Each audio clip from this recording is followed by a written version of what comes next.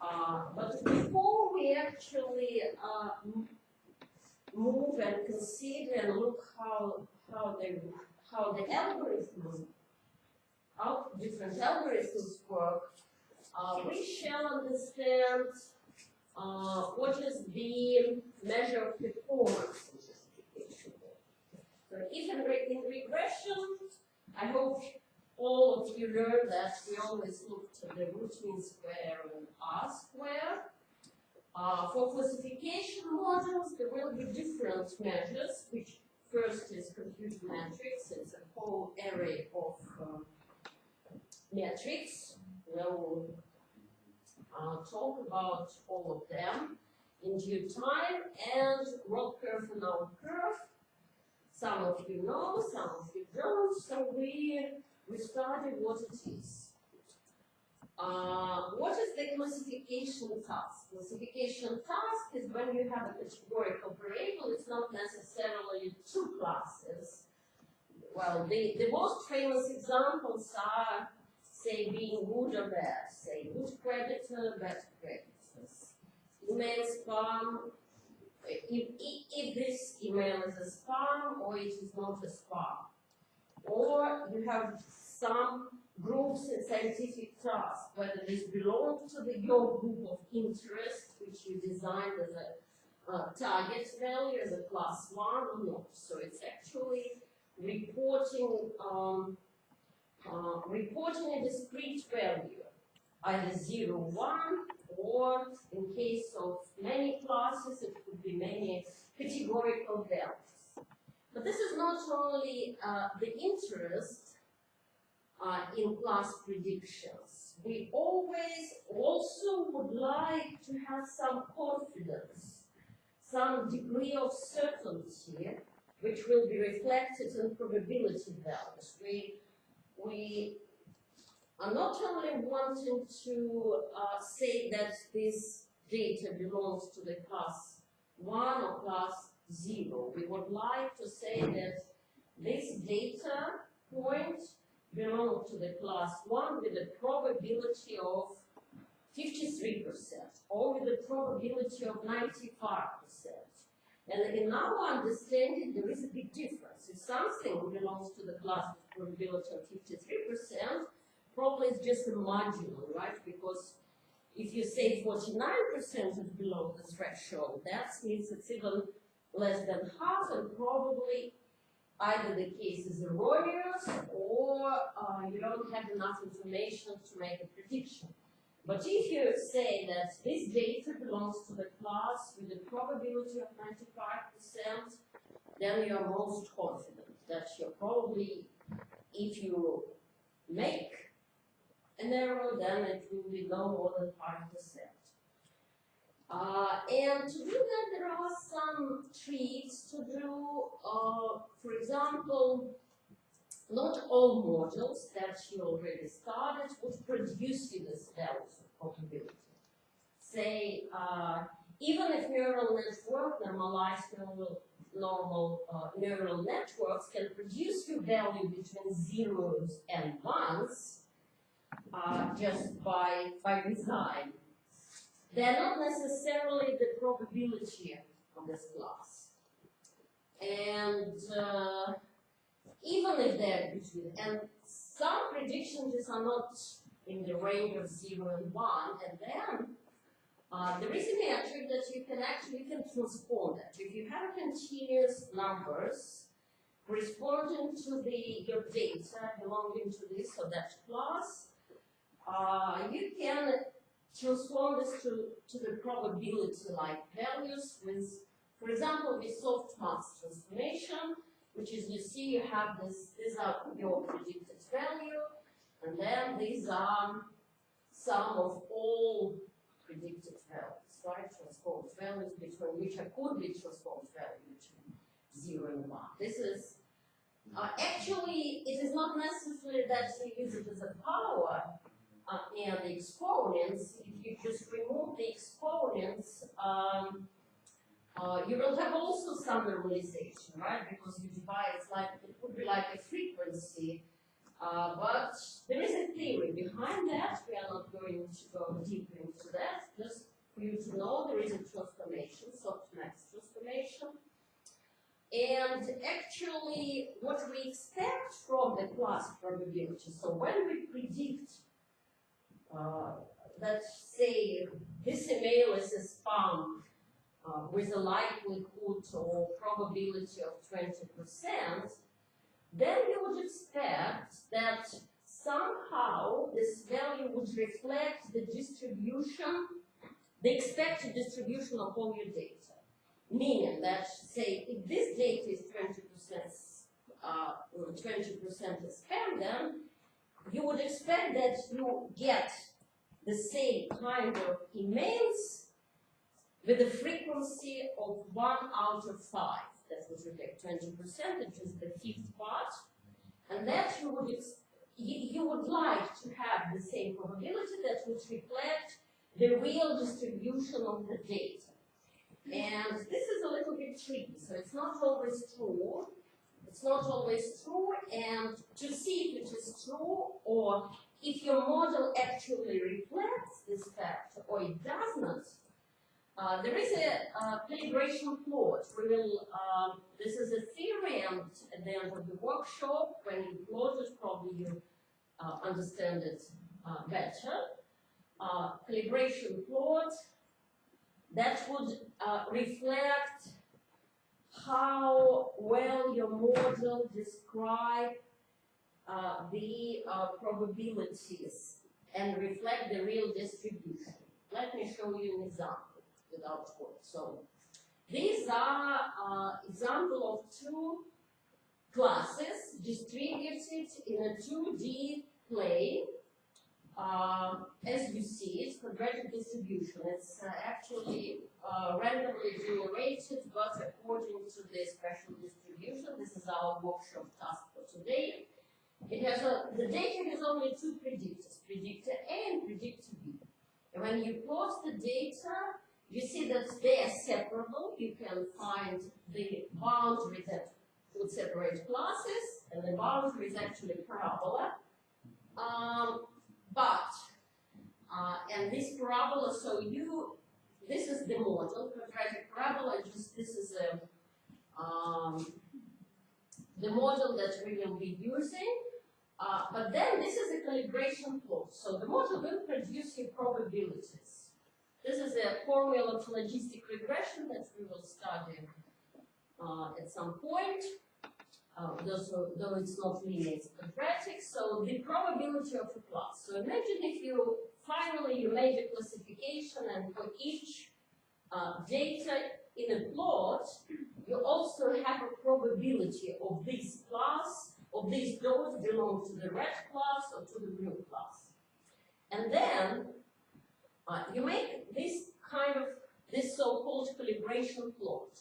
What does it mean? It means that here you have, so each probability, you like plot a histogram. So you bin your probabilities by 10, say. Here, yeah, well, by 10 or even by 20. So that the dots here actually reflect some by 35, by 60, or by 10.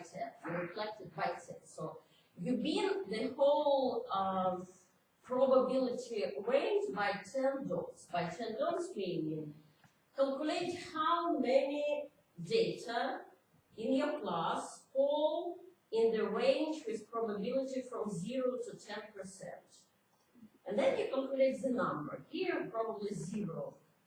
In percentage again from all the data. Then you calculate how many data fall in the range from 10 to 20% of probability. And then you calculate the number, take percentage, and plot the dots.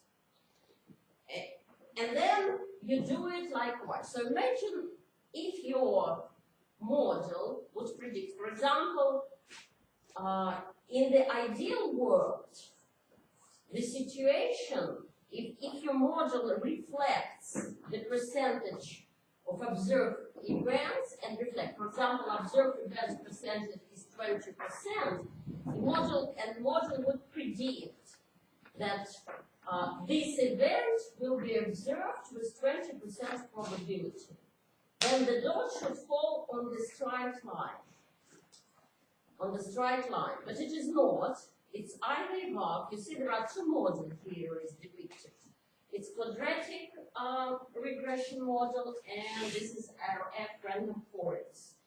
And none of the model actually fall on this line. So if the model, this is observed event percentage, right? Observed event percentage, you mean that with 20% of the probability or with 40% of probability, you would observe 40% of the value.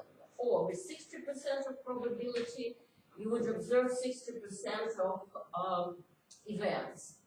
And here the calibration plot shows how your model is deviates from the expected observation.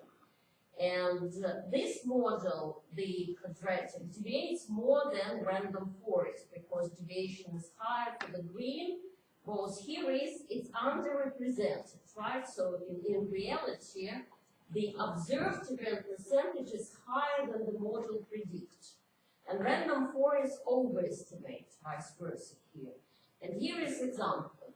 The vice versa for quadratic model, the observed event percentage is less than actually models predict. We call this model over predicts, this model under predicts. This model under predicts, this over predicts. Under predicts the event. So the actual number of events is higher than the model predicts. Is it clear or not? Or confusing? Confusing, I bet. That's confusing. Okay, we'll come to this point when we plot it during the workshop. Maybe. Okay, again, I will repeat it again, and once you plot it yourself, hopefully it will be more clear. So when we come to this point, you get your data. Okay, so this is what is calibration plot, and once you see, at least once, when you have your model, you plot your calibration plot, and you see this deviation, there are methods to adjust probability, to remove, to decrease this bias, and one of the methods is called post-processing of class probability. It only refers to the model that will produce probabilities together with classes. And there is some formula, which calls plot formula, or there is another way of using calibration. And once you have this probability as we saw, and you apply this transformation, this is our original calibration plot, and then you can decrease the bias either with one calibration, with Bayesian calibration, or with sigmoidal calibration. Okay, let us do it. It's better to do it during the workshop, and then I'll tell you more. Again, once you have, this is another example. This is example that we'll had at the very beginning of the classes when we had an SVM model predicted better with parameters. So there are just two classes. And to see how the model performs, apart from the confusion matrix that we will come closer to, you can plot these histograms, again these probabilities. And then you see, for example, if you plot histograms, so you bin again.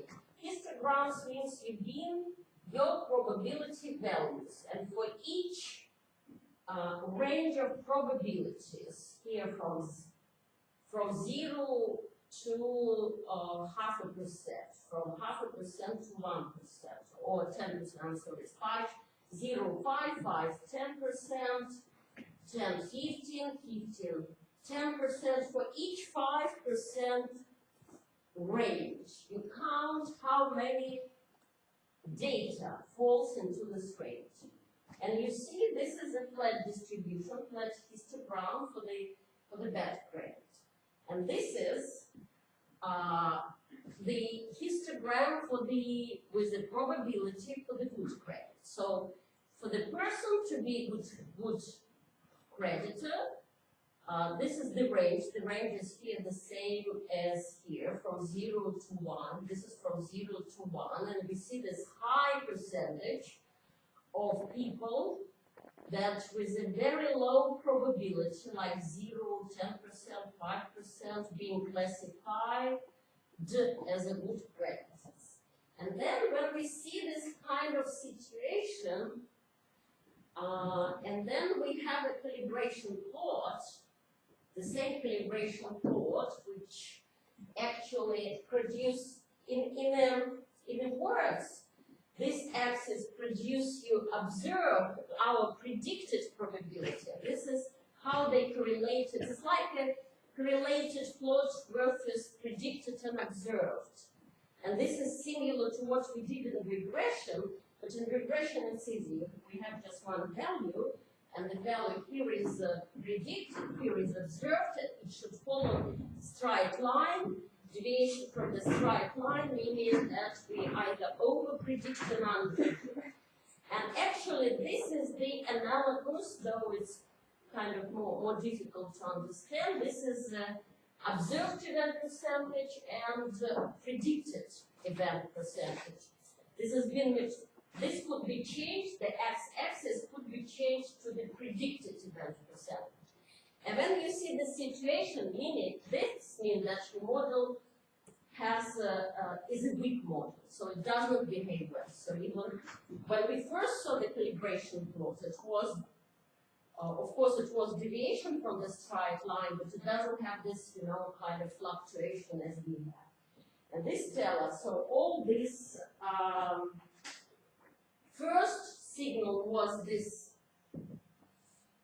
peak in this distribution. Secondly, the calibration plot also reveals something that should be should take a cautious for the people to see that something is going wrong with the model. This is what this calibration plot is about. But this is kind of tricky and fine-tuning estimation of the model. But the more classical is the confusion matrix. Who knows what it is? Who started it somehow, somewhere? Similar to the nouns. Okay. And then, Yeah. True TP. Yeah. TP is a true positive. TM, true negatives.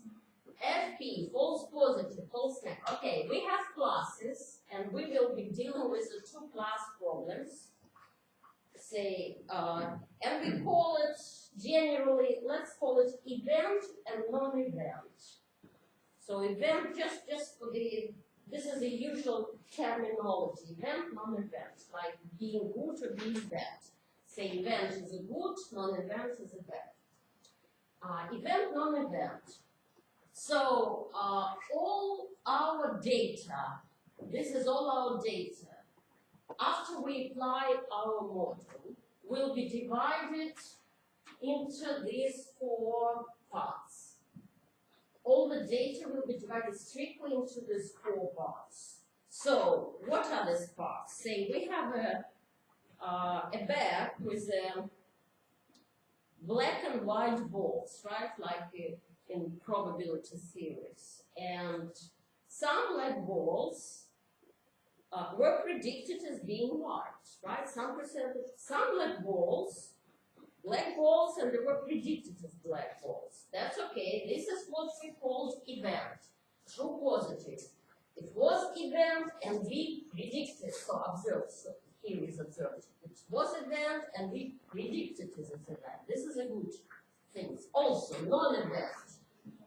This is non-event and we predicted it non-event. So this diagonal is always good predictions.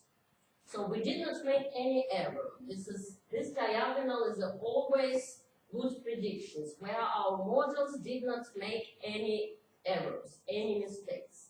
Here is errors. Errors meaning there was non-event, but we predicted it as event. This is false positive, so it's positive, but it's false. We think, because we predicted, we think this is an event, but it is not, that it's false positive. And vice versa, here is, it is non-event, it is event, actually observed as event, but we predicted as non-event. We didn't recognize it as an event. We missed it. And this is false negative. So we say it's negative, but this is false. We said it's positive, but this is a false statement. And these are all errors. So these are all errors. This is called confusion matrix. Sometimes I think it's called confusion to confuse people because I don't know what's its etymology because it's really confusing. So this is what I say. It needs some time. That's okay if you don't have to remember it by heart right away. You can always refer to this. You can have it in front of your eyes. But then it comes, if you use it often, then it becomes more, it makes more sense for you if you use it more often than once for a while. Okay, another measurement, accuracy rate. Accuracy rate, or accuracy, simply accuracy. Accuracy of your model is the percentage of well predicted. So just notice that you can sum up all four values. The sum of all four values will give you the total amount of your data. This is total amount of your data, sum of four values. So accuracy value, you take sum of these two values and divide it by the total number of the data. This is accuracy rate. This is accuracy rate is for optimists, right? Error rate is for pessimists, just how bad the model is predicted. Right? The glass will be half full and half empty. Who's thinking that the glass is half full? I'm thinking that the glass is half empty. You are pessimist. So for you it's error. The other one isn't. There are two ways of looking at life. You don't know? Half full or half empty. So then you can say, my model is have accuracy rate. Or you can say, this is for the optimist, this is for the pessimist. This is my model have an error rate. It's actually vice versa. So if your accuracy is 80%, your error rate is 20%. Or if your accuracy rate is 50%, your error rate is also 50%. So this is, they all sum to 1. This is how you calculate. This is easy. But why, that would be nice to have only this kind of measure, not to bother with all the rest that I will show you later. Sensitivity, specificity, so positive predicted value, positive, this is nightmare. But why don't we use drawback always in the model? Because there are cases of extremely imbalanced classes. For example, say you make a test for Down syndrome, and Down syndrome rate is 0.1%. This is rate. So and you do 1,000 measurements. And if you do, even without a model, you just say all are good, then you and your mistake is, so you just, perhaps you missed 1 or 2 cases, because you just randomly say, okay, all 1,000 tests for Down syndrome are good, just randomly, right? And then your accuracy of your model will be 99.9%, just because the rate. So there is no information in accuracy in case of unbalanced classes at all, because you just when your frequency of events have that much imbalance, we call it classes are imbalanced, and this is a real problem in classification tasks, imbalanced classes. So if your accuracy would be 99.9%, and your test is good, and though you missed a very important event, so we don't want to have accuracy. What do we use instead? There are different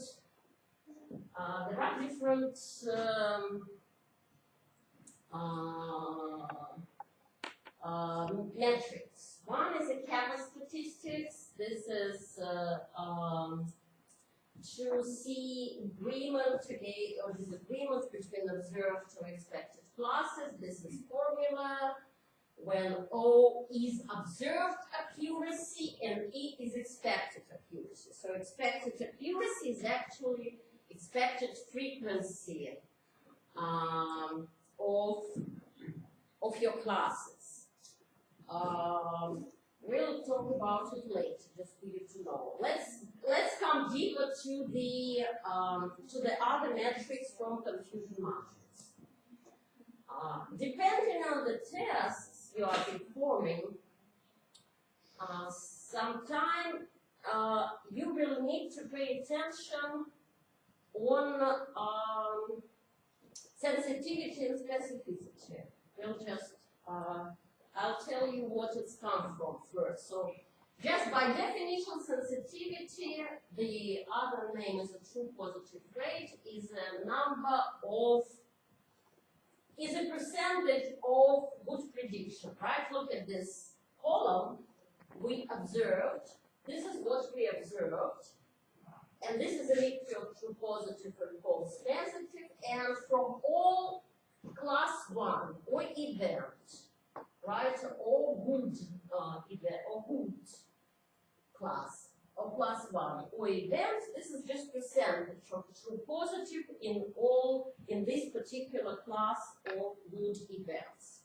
Say, if you have 100 white balls and you predicted 80 of them being white and 20 of them being black, your sensitivity would be 80%, meaning from all white balls you were able to recognize only 80% of white balls as white balls. And the 20% of white balls, for some reason, you didn't recognize as a white balls. Why is this term sensitivity? Let me, I thought I have a slide. It comes from actually all this statistics developed during the World War II by, who knows the story? Do you know the story, how it was originally developed? So it was, the task was initially developed by the British in the Second World War, and the task was to detect German planes. So they placed radars over a shoreline, different radars, that would detect German planes' approaches by electromagnetic signals, right, by noise. And radars has a measure of sensitivity of radar. What does it mean, sensitivity of radar? You can put different settings. So if you make a radar too sensitive, the radar would react even on flock of birds. So the signal would run, so the emergency signal would even ring the bell if the flock of birds fly through, and the radar would react. So for plane, of course, right, because plane have much more noise than the flock of birds. But even so, that's why the word sensitivity, which came again into statistics, this is actually how it was constructed. So the sensitivity here is, for example, you can turn off radar. Imagine you turn off radar at all, so it doesn't detect at all German planes. So meaning detected German plane 0 because the radar just turned off, and percent of G-stroke correctly identified would be 100%. So they do not react. So they do not react. So the settings of radar saw that in this off state, it does detect G-strokes 100%. So we have two classes. One class is German plane. The second class is G's flocks, or flock of birds, 100%. And then would be percent of the G's flocks incorrectly identified is a 0. So you did not make an error in identifying G's flocks, but you did not identify any of these. But then you add more sensitivity to radar settings, the other settings, right? And then you see kind of, so the other extreme, when you identify all German planes, that would be good settings. When you identify only German planes and you do not identify any G's flocks. But then there are different settings, and with different settings you identify, say, less plane, more birds, or more plane, less birds. And the second, I'll come back to this table because I have to introduce another. So we defined sensitivity as a true positive phrase. Let's say here.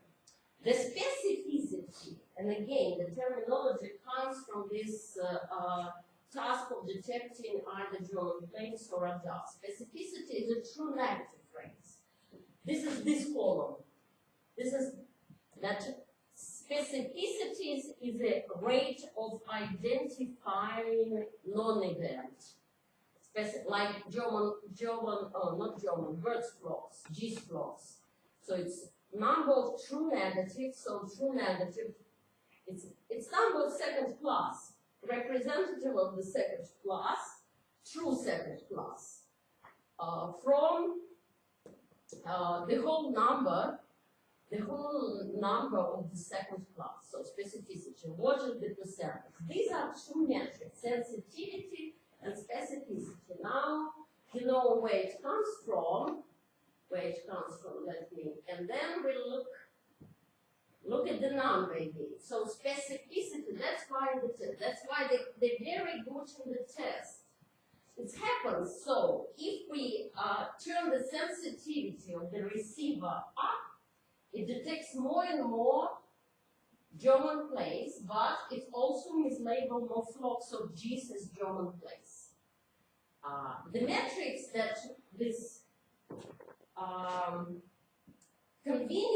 this interplay between specificity and sensitivity is exactly reflected in this ROC curve. The ROC curve, which is the most important measure, is a dependency of the value 1 minus specificity against sensitivity. This is usual custom. This is what is called receiver operating characteristic. Again, the terminology that we bought, this is from the radar and the task to detect German planes. That's why we have receiver operating characteristics. So if you change the settings, that would change your sensitivity. So you change your settings, that would lead to detection of more and more German planes. But that also would lead to detection of more and more G's flocks, and that's why we want this 1 minus specificity. And the best classificator is when this receiver operating curve behaves, approaches to the 1 and to the 1. So the higher it is, the better. So if this receiver operating curves fall onto the diagonal line, means that your classifier behaves as random, the same as random. It's like random guess. So you can randomly guess whether it is +1 or +2, and your model doesn't do better. But the higher this receiver operating curve, the better your predictions, the better your classification are. And again, let us see at these numbers. And now replace, so what is trade-off between sensitivity and specificity? really depends on the tasks. What would you like to sacrifice? For example, with medical research, mammograms, right? You're doing mammograms, and you see the settings so that you would need to detect lumps, cancerous lumps. So when you see, so you can, when your image recognition program looks at the images of mammograms, it sees some lumps, and then you can set a threshold, say size of the lump or something, that you would say it's cancerous or non-cancerous. And in that case, what we would like, we could make false prediction, but for us, it's better to over-predict, and even if the person does not have a cancerous lump, to predict it as a cancerous lump, to be cautious, right? And to send him to double testing and to additional analysis. So it's better to tell a healthy people that she probably has a cancerous lump rather than to miss it, right? And maybe first time you frighten the person and she will think that her life is over, but then, you know, you do second check, secondary opinion, and then find out that you are wrong, or you find out that you are right and proceed with the treatment. But here, if you have a non-cancerous lump, you have a cancerous lump and you miss it, the price is too high. The price of mistake is too high.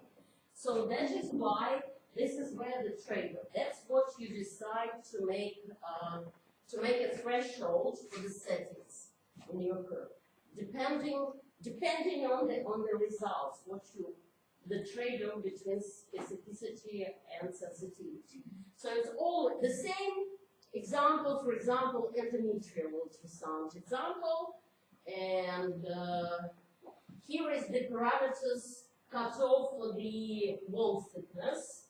Again, on the images, some parameters, some size. And again, you see this trade-off. So once your sensitivity is 99%, specificity is so, and then you see this table, and then you decide what kind of settings at the threshold you would admit, depending on your tasks. Depending on your tasks. So here is, for example, in that case, when we plot it, we see that, of course, it is much worse to miss a cancer, right? So that's why, and ROC curve, what actually a ROC curve does, it's visualize on possible threshold. That's the sense of the ROC curve. So ROC curve here, these are dots that would show you all thresholds, all different thresholds between specificity and sensitivity, and the resulting is a ROC curve. And then you decide what is better for you. This is a very important for medical application. This is, let me come back because I did not finish with the whole thing. Okay, this is a definition. True positive rate, true negative rate. You may think about it as a class 1 percentage correctly predicted, percentage of correctly predicted one class 1, and here is the percentage of correctly predicted class 2 from the class 2. And this is the whole confusion matrix. This is really to confuse. Look how many measures it has. So this is what we started. True positive, true negative, false positive, false negative, and this is called false positive type 1 error, type 2 error, and then the whole row. So here is true positive. Rate sensitivity, it has the third name, recall. You will often find it in the publication. Sometimes people call it recall. Again, this is a false positive, true negative rate specificity, but also you can calculate false positive rate, false negative rate. Okay, accuracy is target, negative predicted value, false discovery rate. You probably, this is important metrics for statistics, fault discovery rate, etc. So you can for different purpose. These metrics may have a value, but we are not going to go deeper than that. For now, we don't need it. Just to understand that. This is another matrix. This does not really. We won't be using it during the classes. Just for you to know that there is some metrics people invent to consider both. So the single measure that reflects both false positive, false negative rates, that you can end up sensitivity and positive values.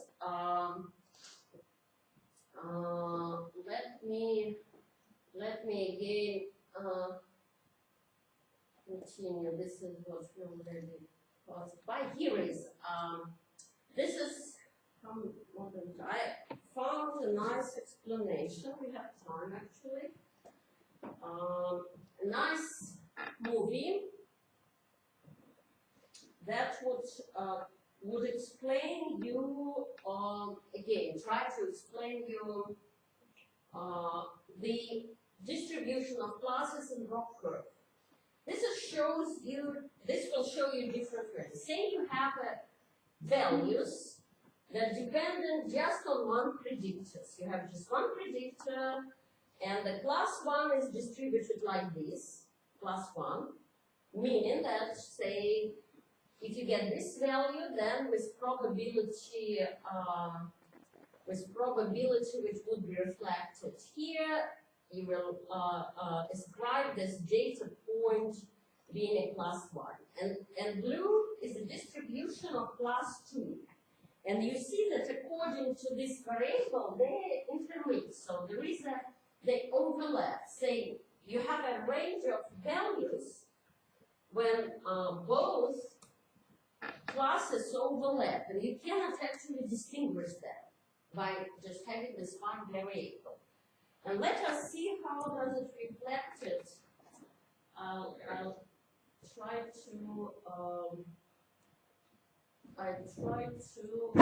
put on the movie that will actually move the boundaries between two classes and see how it is reflected in rock curve shape.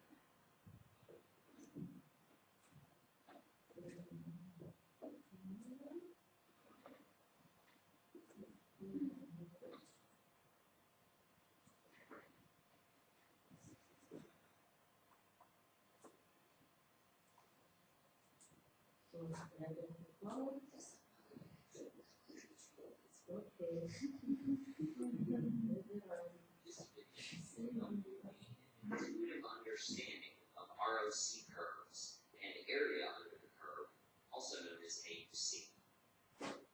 An ROC curve is a commonly used way to visualize the performance of a binary classifier, meaning a classifier with two possible output classes.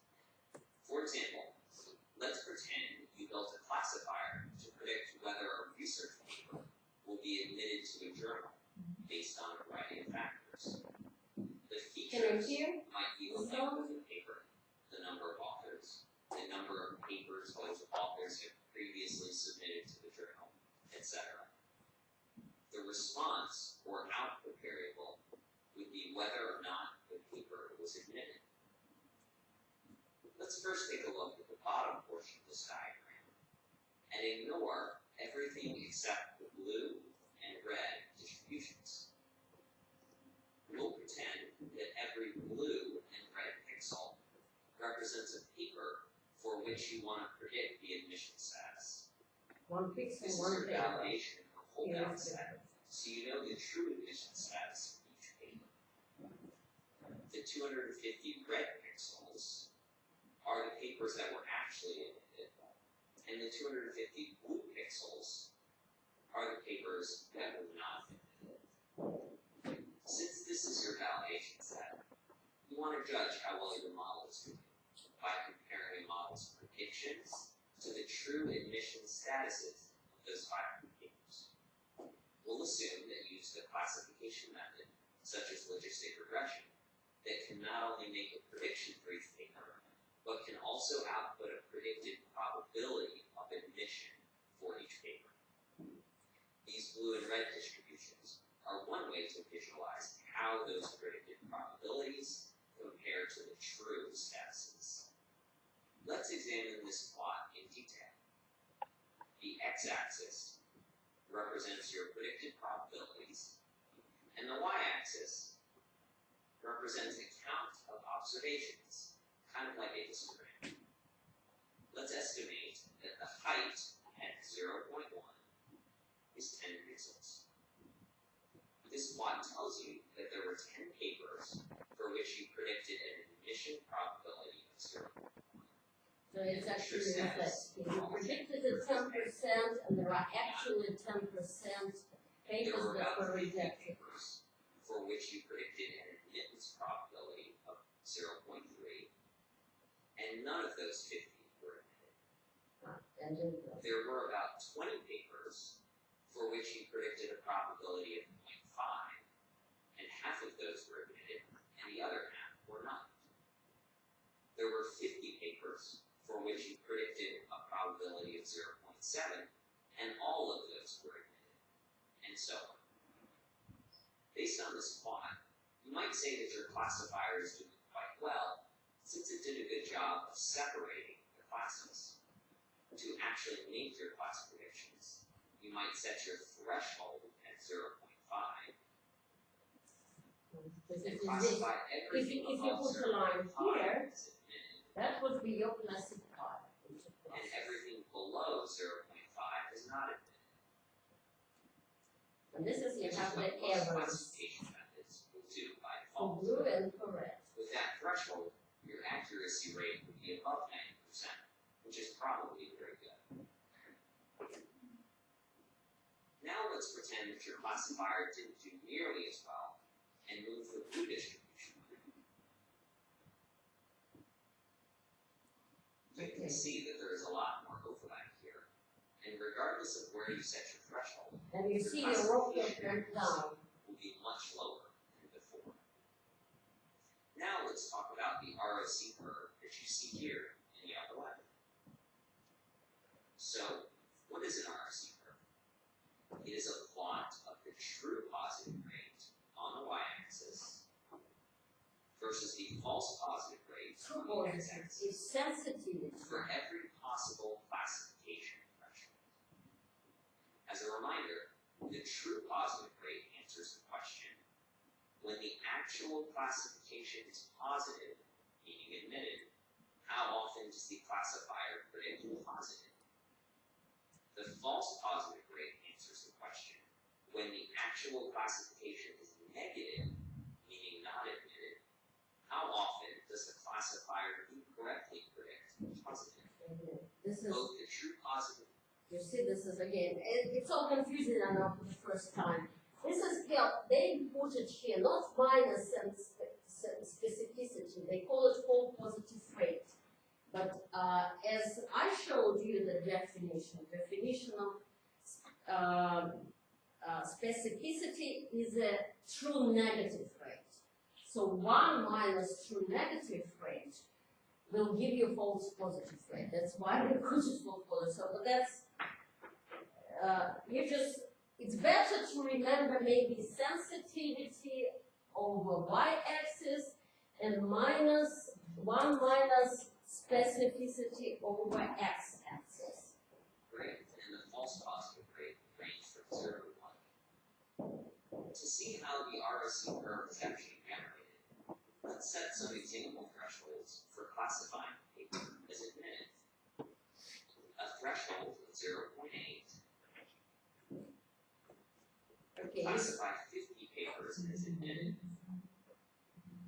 and 450 papers as not admitted.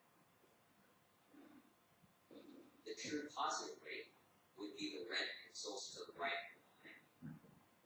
You see, when we put the classifier here, we did not do any mistake in classify line, red is red. Here, no mistake about the line, right? We said, okay, everything above the line is a first class, a first accepted. You see, there is no blue overlap to the right of the curve. So there are no arrows of the first type. There is no first type arrows at all. But there will be huge arrow. But then we say that everything to the left is the second class. And you see, the second class would produce a huge arrow. Huge arrow because you misclassified all these clouds. This is trade-off, right? Trade-off of putting, that's what reflects by the rock curve. Divided by all red pixels, or 50 divided by 250, which is 0.2. The false positive rate would be the blue pixels to the right of the line, divided by all blue pixels, or 0. But also, the positive rate is that small because you predicted only 50 out of 250. At 0 on the x-axis. You see, what does it mean? This means two positive rates. So when you put this line here, okay, you correctly predicted 50 data, 50 papers, but you have 250 papers, and you correctly predicted only 20% of the whole amount of the class. That's what it says, true positive rate. Let's see, false positive rate is 0, as I told you. So we did not misclassify any. There is no arrows, there is no blue dots to the right of the line. That is why the plot on the rod curve, this is a dot, 0, 0, 2. Here is, so 0, 0, 2, and this is the red dot on the plot. Continuous. And 0.2 on the y-axis, which is right here. Yeah, we put the plot. Let's set a different threshold. 0. Now we move the threshold here. That would classify 360 papers. Now, again, everything to the right will be as admitted. This is the threshold of The true 3.5. positive rate would be 235 divided by 250. Here, okay, 4.94. we predicted The false positive 94% rate of our class 1 as being class 1. That's divided good. by 250. So positive rate is fine, but Thus, we false multiply positive rate, 0.5 on the x-axis here it is. and 0.94 on the y-axis, which is right here. We've plotted 2 points, but to generate the entire ROC, all we have to do is plot the true positive rate versus the false positive rate for all possible classification thresholds, which range from 0 to 1. That is a huge benefit of using an ROC curve to look value. So, to plot the whole curve, the classification line will move smoothly over the plot, and then every plot is dotted, and then you see how well it is before.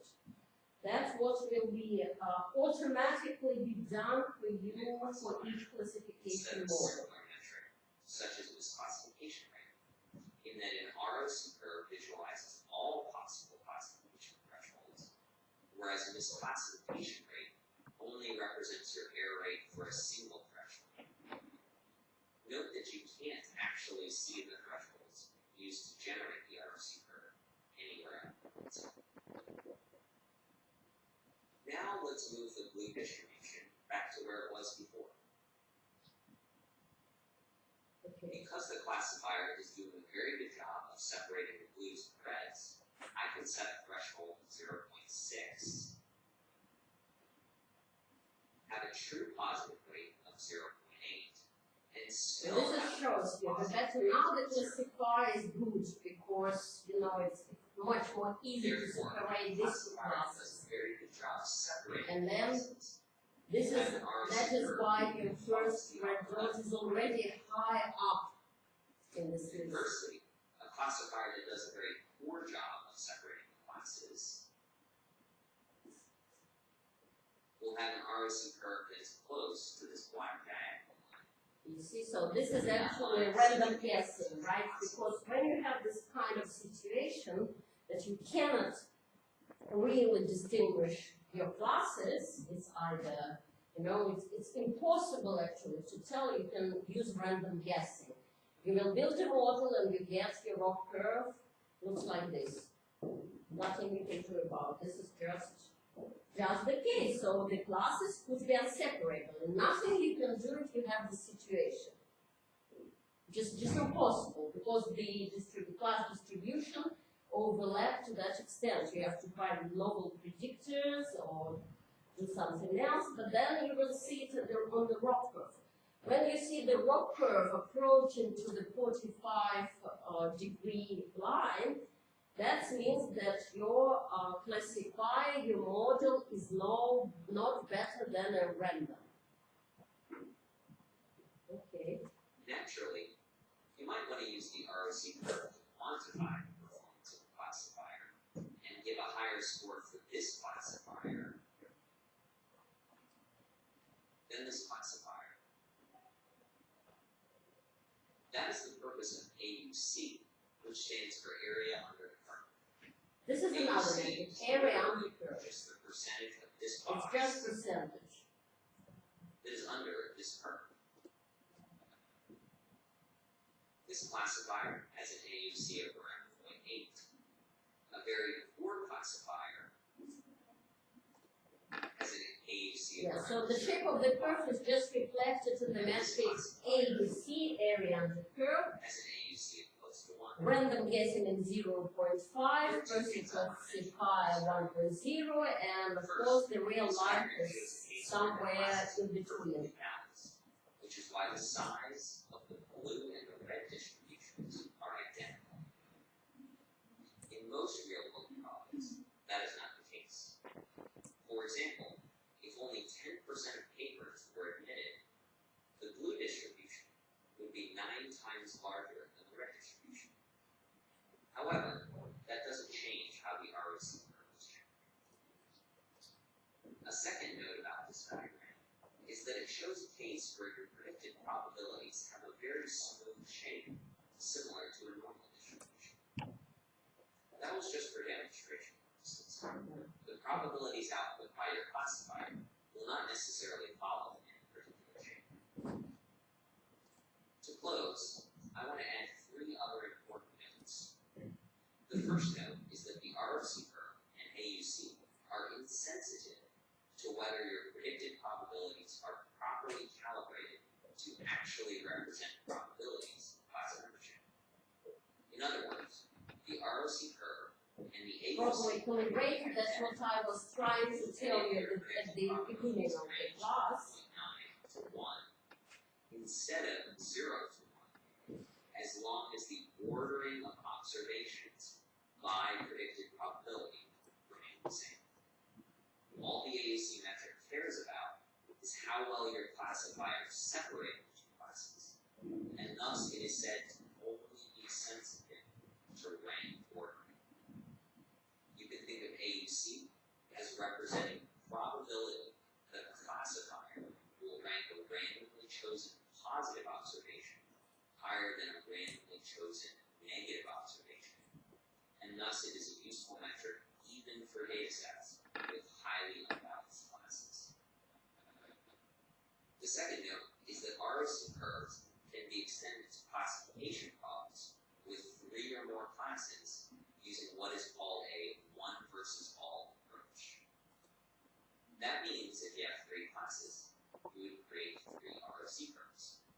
In the first curve, you would choose the first class as the positive class and group the other 2 classes together as the negative class. In the second curve, you would choose the second class as the positive class and group the other 2 classes together as the negative class, and so on. Finally, you might be wondering how you should set your classification threshold once you're ready to use it to predict out-of-sample data. That's actually more of a business decision, in that you have to decide whether you would rather minimize your false positive rate or maximize your true positive rate. In our our journal example, it's not obvious what you should do. But let's say your classifier was being used to predict whether a credit card transaction might be fraudulent, and thus should be reviewed by the credit card. The business decision might be to set the threshold very low. That will result in a lot of false positives,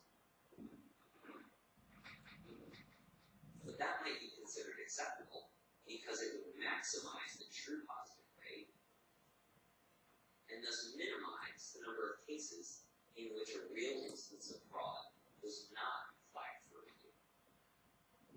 In the end, you always have to choose a classification threshold, but the ROC curve will help you to visually understand the impact of that choice. Okay. So enough for the theory. We have to, enough for the theory, the threshold. I think we can, I don't know, we finished early, we still have 15 minutes, so I suggest we try to switch over to the workshop right away. Now let's see these metrics, how they work in real data. I hope it works for everybody. What do we need today? We need these libraries. We need these libraries. Random forest we had it installed previously. I think mass also. What is new is a key rock library that was produced a nice outcrop curve. This is our capital library. Let's spend some time to install them.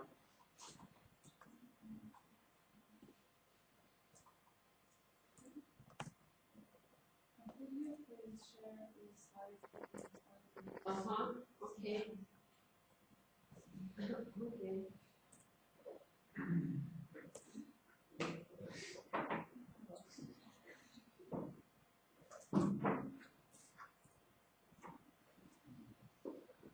I'll just write down the name because I will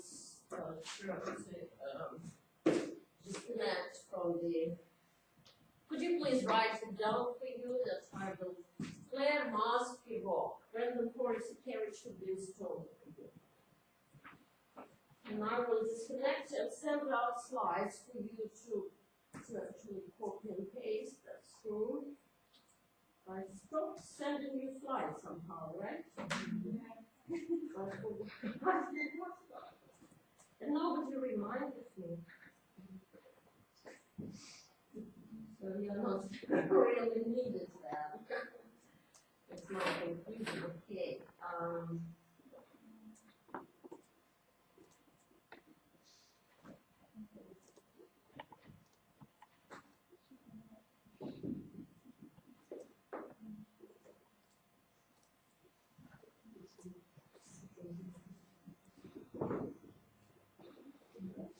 Well, the last was 7 though, so hopefully. And now so you need just one. Now I will send you the lines.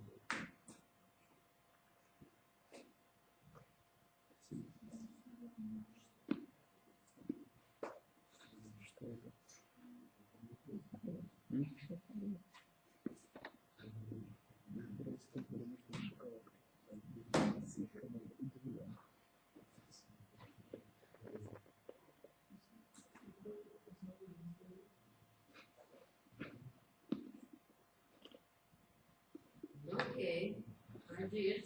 I sent workshops, and I also sent. I will also send class aids that I didn't right away.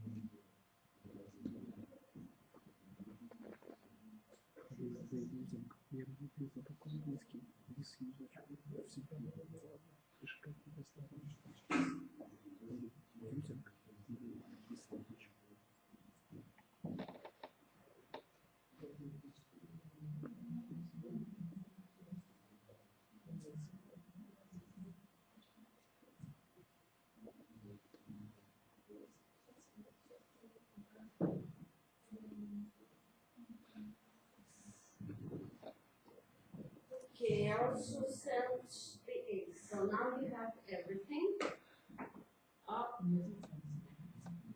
the present day.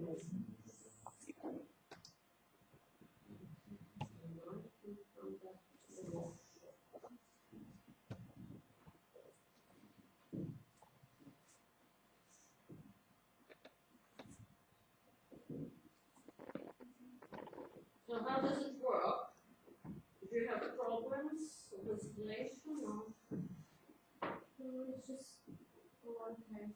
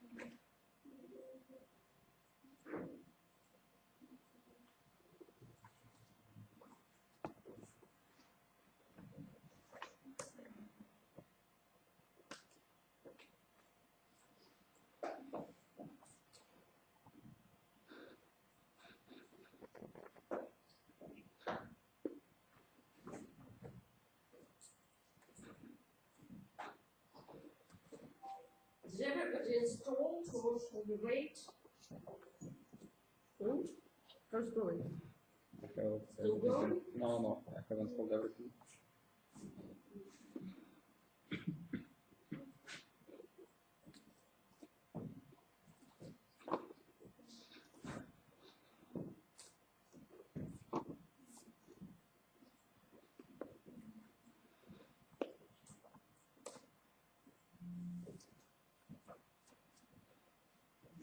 Where's problems with installation today?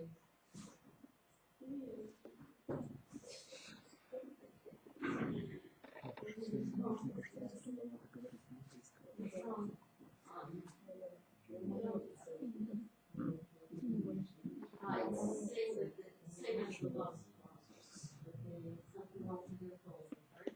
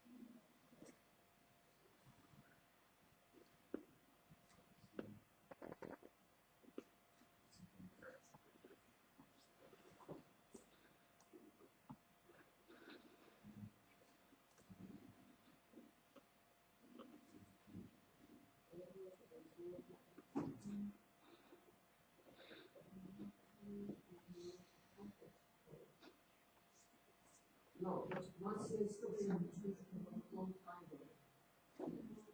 No, this one. First library.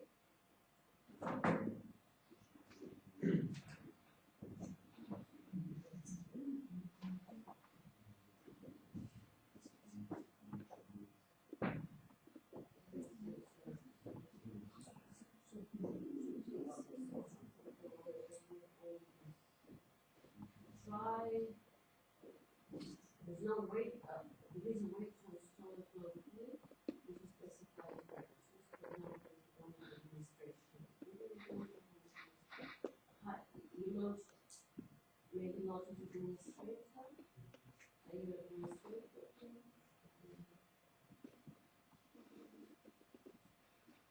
You are not supposed to call it.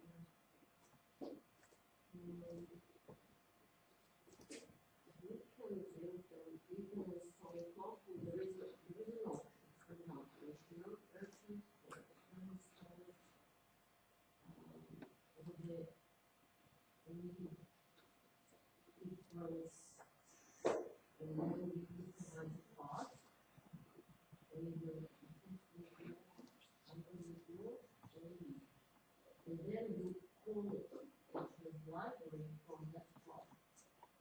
And it is just see if it works. Maybe with one package with this one. One package. It's also find some, create some root user name. Let's see if it works. Let's see like this.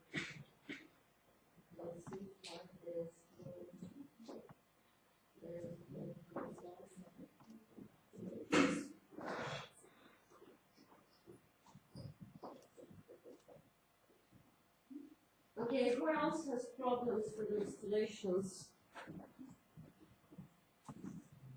Because what we will be doing, we will be using these same classes as we can actually have a break before we, yeah, I think it's a reasonable to make a break, 10 minutes break. Now and then we come back to this task. So there would be, we will be playing with two class problems, which is dependent on two predictors, A and B. And this is the distribution. And class separation would be done with the curve. It looks like parabola, and it is parabola. And this is a simulated data set that we will be simulating ourselves. I think we come back to this after the break. For those who didn't install packages, try to install it and see you in 10 minutes. You didn't get one.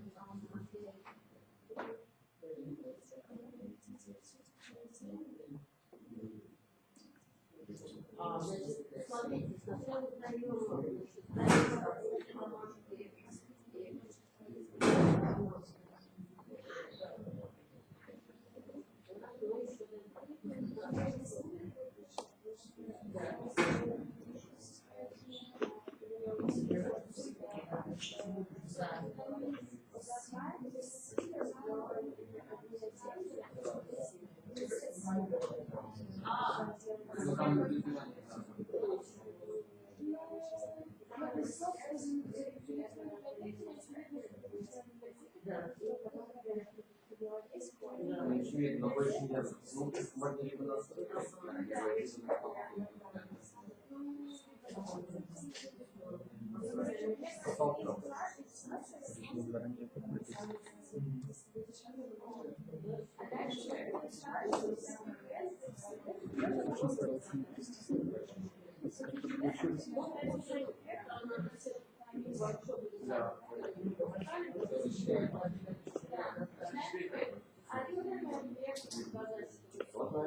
Где у нас набирает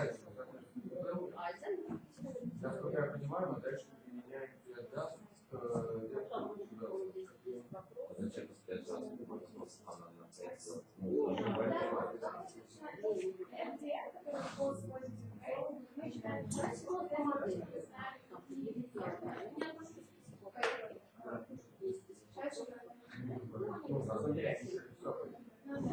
прочитать все равно можно. Как это есть это? Формула. Он дает значение.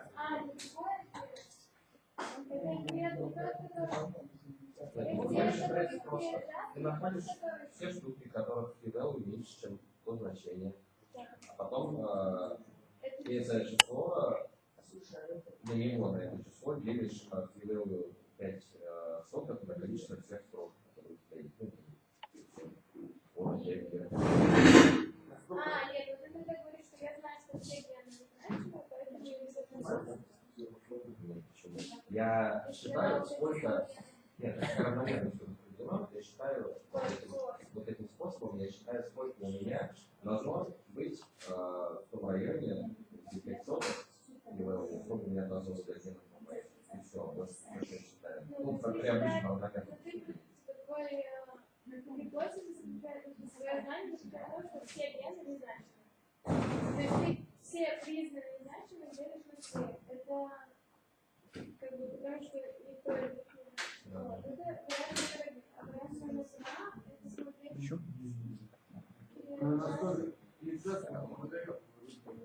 Я сейчас могу делать поправку, она все меняется совершенно. Я все просто посмотрю, что по идее она выдает. Среди отчасти появляется любой экземпляр, если не можете если отчасти экземпляр будет то, что разграничить соответственно надо идти по отчасти. Я возникла. Соответственно, простой регион, он вырезает очень много направленных результатов. Да, он в конце вроде уровень качества. На том который мы выбрали. Я ничего не делал, просто делал 500, посчитал это я, и сказал,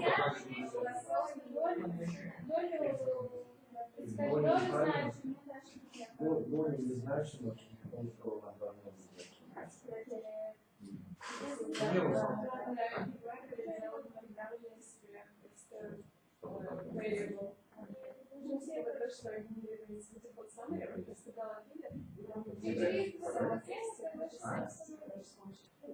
Ты имеешь в виду годы, да? Ты имеешь в виду период?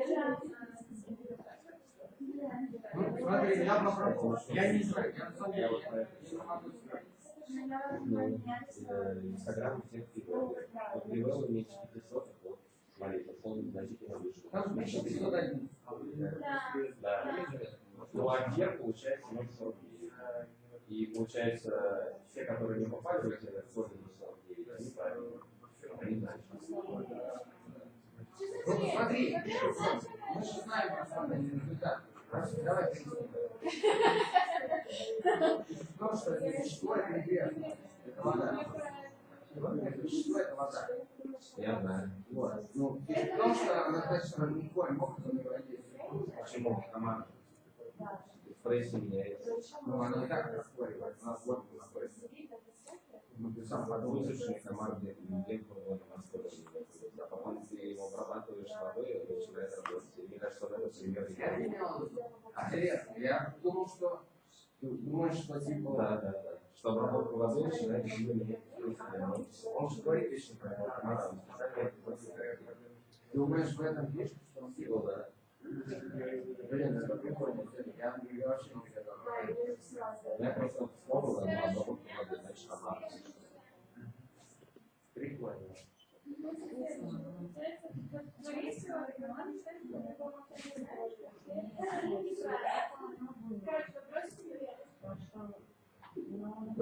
Вопрос у меня следующий. В первом классе для считали долю истинно правильных среди всех. Долю среди...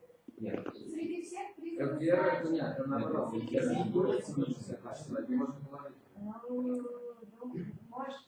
Ошибка Можно первого. проверить, просто может быть она получилась. Он писал формулу следующую. True, false positive. Смотри, 1 минус. Где это то же самое? 1 минус. Где это то, что правильно.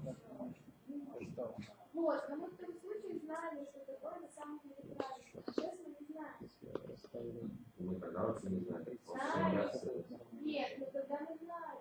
Ну, пока не решили, Нет, мы сейчас ничего не знаем, но можем прикинуть. Нет, ты получаешь 1511. Это то, что ты наблюдаешь. Просто прибавил меньше 500. Дальше. Ты находишь false positive rate. Это среди этих 1511 это те, которые обычные фоновые уровни. Но при этом у нас еще есть те, что не фоновые уровни. Это оставшиеся доли столбца, потому что там примерно 50. Но получается, вот оставшиеся доли, это точно те штуки, которые мы видим. Смотри. Ну, вот видишь, вот эти программы, вот эти все, они примерно одинаковые, правильно? True positive – это 1 минус false. Да, но мне нужно знать, что такое true. Как ты без знания? Ну да, мы не знаем на самом деле, какие трудности. Ну, у нас же нет. Но если мы false positive нашли, мы true positive находим Нет, я единицу имею в минус виду, что я не знаю, false. я знаю, что false positive не можешь считать. Потому что не знаешь, что такое true. Ты не знаешь, что такое истинный ответ. Я не знаю. Но у тебя есть всегда другая теория. Нет. False positive – это просто полное наблюдение. В том случае, если все распределено, то обычно у вас нет таких помещений и Смотри, я посчитал, если это ровно было бы, какой был бы Нет, если у тебя все ровно, то тогда не было вообще прибавления меньше, чем 0,5. Почему? Вот всегда есть распределение. Просто всегда есть доля каких-то наблюдений, которые приводят к что-то попадет. Если ты... Но при этом все столбики будут одинаковые. Я знаю, что при примешивании столбцов все результаты он выдает другие. А вы перемешиваете, конечно, не получится. Зачем перемешивать все раз, если это Ну, ты если посмотришь, что, ну, смотри, распределение, я переписал столбцы. Первый раз он дает, ну, вот если первый значит, он дает 1501. А дальше он всегда дает другой число. И это число около 500-700. Да, и всегда. Ну, там вообще, типа, 8 материалов возможностей. Вот. Мы берем всего 100 и ставим. Вот. Но я не смотрел больше. Он время считает, не хотел там дальше закрывать. И посмотрел 100, но вот на этих 100 он... Ну, да. Как мешает. И он дает число другое. То есть 1501, а все остальные, все 93 группы, которые мы сразу не изменяем. Ну да, просто по идее, если это случайные данные, потом не важно. Не Он важно. говорит, что типа, если у тебя рандомные данные, то ты перемешаешь на вот, у тебя на 5 знаков, то настолько же и получится. Вот и получается. У меня получилось, что это данные не похожи на рандомные. Они в 2 раза. Ну да, да, и так получается. Так, если ты направишь порядок, это порядок изменил все. 500, 700, 600, да. Каждый раз. Может быть, я вообще об этом не подумал. Про этого комара я это не данные, ну никакие там пластичные. Знаешь, что такое? Комара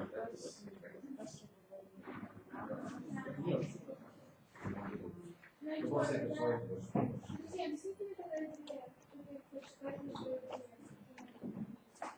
сказать, что это только вот смотри, допустим, если у нас вот этого столбца высокого нет, это нормальная совершенно ситуация, когда никаких отличий нет. Мы сразу говорим, что вот этот фоновый стандартный уровень, это и есть фон способов в нашем новом школе. То есть, как бы, в случае такой... Вот смотри, вот этот столбик можно определить, влияет на вот, поэтому здесь просто, здесь любовь.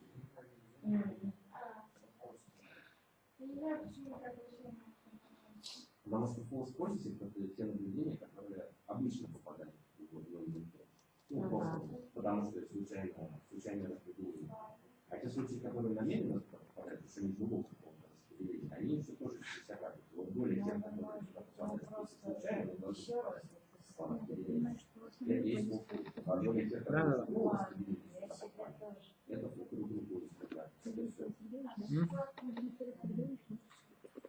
Я спросил тогда еще, можно ли считать использовать подложенные ну и если чисто половину вещи. Что половина? Способов, которые я посчитал по обычному. Ну, просто можно взять, но можно взять.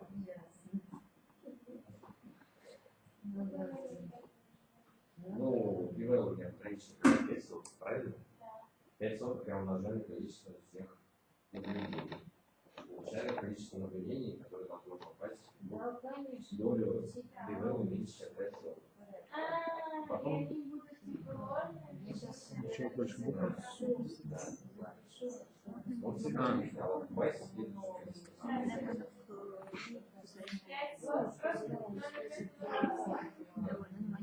значит, вспомогательный. В крайнем случае, мы все поправим, что просто табличка идет. Я так не забываю, что ключом.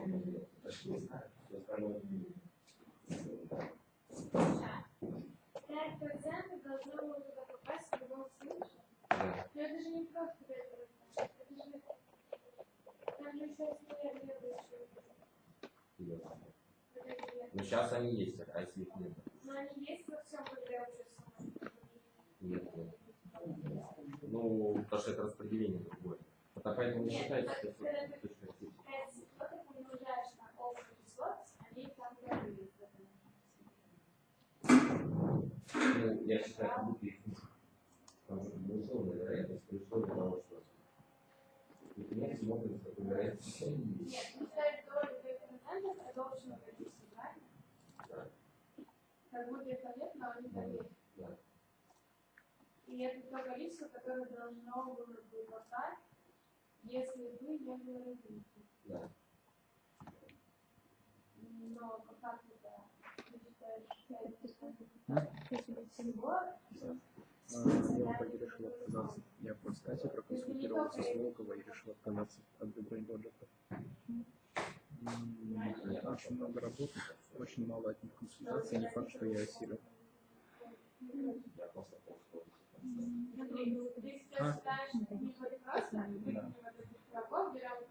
Я вот сегодня оказался, что они очень долго думали, но я решил. потому что литература, она тоже память. Ну как, вот мы срезали уже отсюда и посмотрели. Да мне тоже обидно, ну что поделать.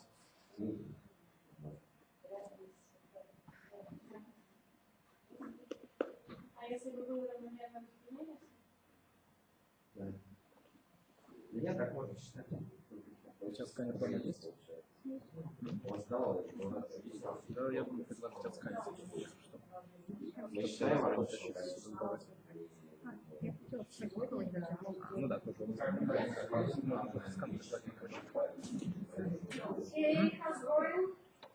на самом деле. Если хочешь, могу занести. So, can we start now from this moment? Нет. Я просто... Еще я думаю, скан достать, если я задержусь, должен сказать, что прочитал. Не знаю, мне кажется, скан надежнее в этом плане. Okay, so this data set is a simulated data set by the function quad boundary function, quadratic boundary function that is from the library applied predictive logic. So if you library applied predictive modeling loaded, then you can generate a simulated train, and simulated test, train 500 nodes, test 1000 data points, and then you can see the structure of the data had simulated train by it also comes with the classification assignment. So it has class 1, class 2 variable.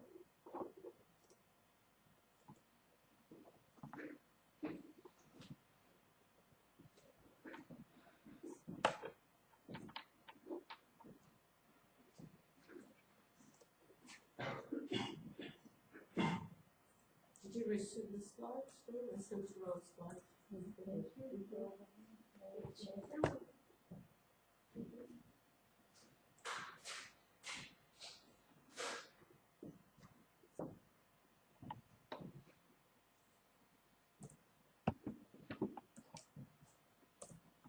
Here's just two variables and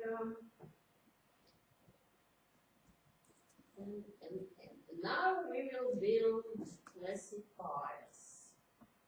Can I move on or wait? Huh? Okay, so first random forest. We'll be used two models to compare random forest and quadratic discriminant models.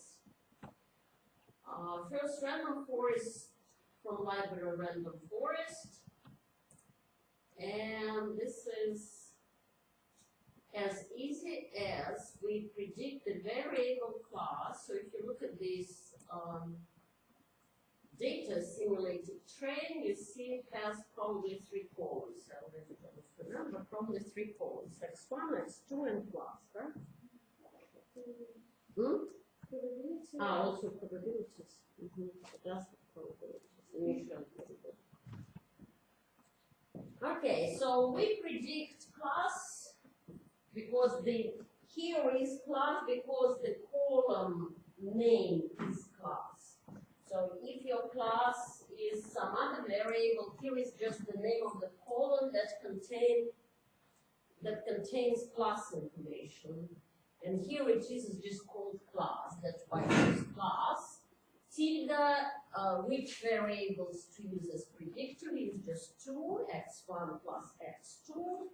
From the table, simulated train. Number of trees, 2000. Simple classification model.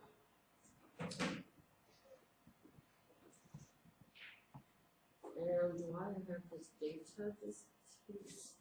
Okay, and then the same, we also built model, should be my data here, I don't know why it is missed here.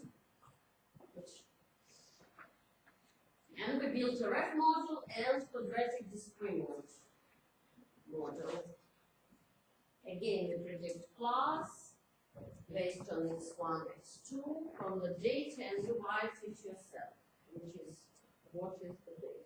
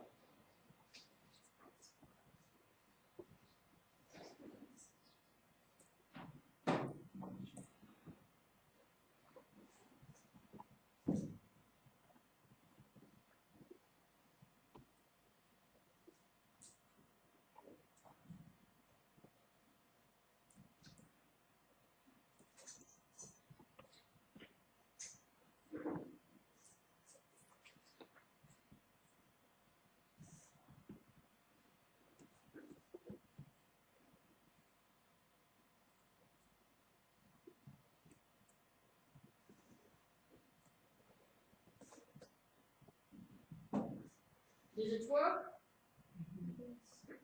Okay. Okay, now we predict. So the same logic, the same syntax as the regression. We use the predict functions. First place is a model. Second is